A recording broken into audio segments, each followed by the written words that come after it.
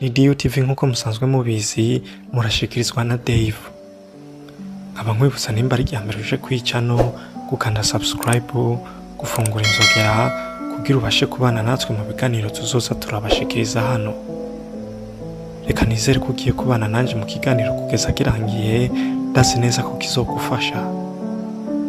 Uno munsi rero tukaba tugiye kurabira hamwe ibintu abagore bakeneye mu rukundo. Aha ndasaba ko zina mugabo wese afise umugore canke zina muhungu afise umukobwa bakundana ko yokumviriza kino kiganiro. Woba warigeze wibaza ico uwo mukundana gukeneye ko vy'ukuri? Aho inyishira za gutangwa muri kino kiganiro cane cane ku ruhande rw'abakobwa. Icambere rero abagore canke abakobwa barakeneye ikintu bita guhuza. Ku bagore benshi ivyo biyumvamwo nivyo bihambaye kurusha ibindi vyose.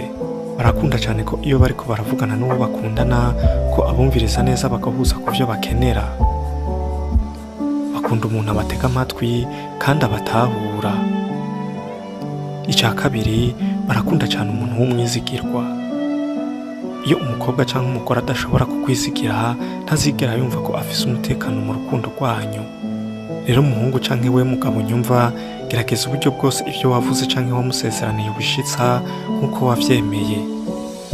Icya gatatu, barakunda cane umuntu abereka ko abitayeho.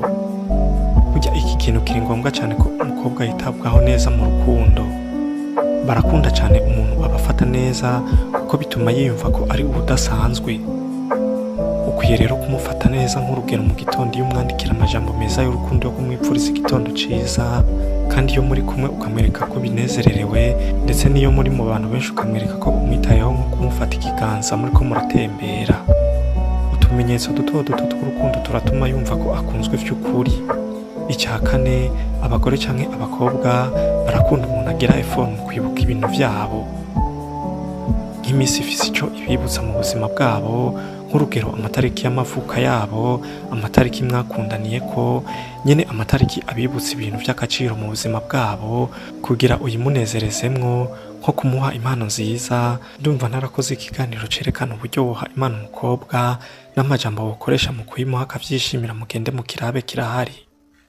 Ugomba kumenya ko badakeneye urukundo gusa, ahubwo bakeneye ububaha n'inshingano z'ubuzima bwabo kugira abukurikirane nyene abwiteho. Icya gatanu ari naco ca nyuma, barakunda ko uwo bakundanye ababa hafi mu bihe bibi vyabo. Nk'urugero, mu gihe bumva ko bafise ubwoba bw'ikintu kanaka canke mu gihe aba ari mu vyago, ugomba guhora witeguye kumufasha canke kumuba hafi. Nuko rero nkaba ndangije nshimira mwebwe mwese mwafashe akanya ko kunkurikirana. Mwari kumwe na Dave wikunze. Reka nizere ko kino kiganiro cakushimishije. Niwibuke gufyonda harya handitse s'abone kugira uzokomeze kubona ibiganiro nk'ibi, kandi wibuke kugikwiragiza mu bagenzi bawe kugira nabo kibafashe.